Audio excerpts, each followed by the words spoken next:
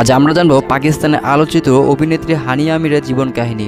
ছোটবেলায় পড়াশোনা, অভিনয় ক্যারিয়ার, জনপ্রিয়তা এবং তার বাংলাদেশের সফর সবই একসাথে থাকছে এই ভিডিওতে। ধৈর্য ধরে ভিডিওটি দেখুন, তাহলে অবশ্যই তার জীবন কাহিনী জানতে পারবেন।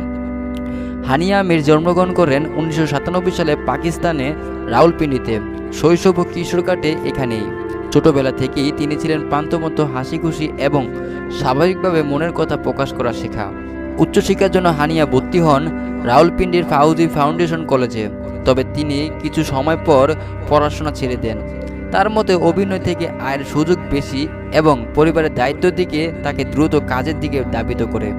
1916 সালে জানান চলচ্চিত্রের মাধ্যমে হানিয়া বড় পদের অভিষেক। এরপর ধারাবাহিকগুলোতে কাজ করে, যেমন মেরে হামসফর, ফেরি টেল, দিলরুবা, আনা, কাবি মে কাবি তুম এইসব মুভিগুলো করেছেন। রোমান্টিক, কমেডি, গ্ল্যামারাস সব ধরনের চরিত্র অভিনয় করেছেন। বলিউডে পা রেখেছেন সর্দারজি 3 সিনেমার মাধ্যমে। বর্তমানে হানিয়া পাকিস্তানের সর্বোচ্চ পারিশ্রমিকপ্রাপ্ত অভিনেত্রীদের একজন। ধারাবাহিকভাবে তার পারিশ্রমিক 3 থেকে 4 লাখ রুপি, সাম্প্রতিক আনুমানিক পরিমাণ 43 কোটি রুপি। সামাজিক মাধ্যমে হানিয়ার বিশাল ফ্যান বেস রয়েছে। সরল, খোলামেলা ও হাসিখুশি স্বভাবের জন্য তরুণ প্রজন্মের মধ্যে খুবই প্রিয়। প্রেমেরও গুঞ্জন ছিল আসিম আজহার ও বাদশার সঙ্গে, তবে বর্তমানে তিনি একক।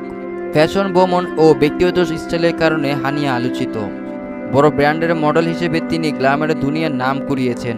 সতেজ সৌন্দর্য, হাসি এবং প্রাকৃতিক অভিনয়ে তাকে তরুণদের প্রিয় করেছেন।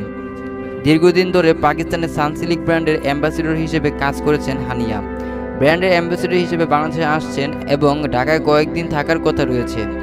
এখানে ফ্যানদের সঙ্গে সাক্ষাৎ এবং মিডিয়া ইভেন্টে অংশগ্রহণ করেছেন। হানিয়া আমিরের জীবন আমাদের দেখায় কিভাবে ছোটবেলা পড়াশোনা, অভিনয় ক্যারিয়ার এবং ফ্যানদের সঙ্গে সম্পর্ক সব মিলিয়ে একটি জীবন গড়ে তোলে। আজ তিনি পাকিস্তানে আলোচিত অভিনেত্রী এবং বাংলাদেশের সফর তার জীবন নতুন অধ্যায়। এই হলো হানিয়া আমিরের জীবন কাহিনী, প্রতিটি মুহূর্তের সঙ্গে তার যাত্রা। আজকে এই পর্যন্ত। কি সবাই আমার চ্যানেলটি সাবস্ক্রাইব করে পাশে থাকবে। আল্লাহ হাফেজ, আসসালামু আলাইকুম।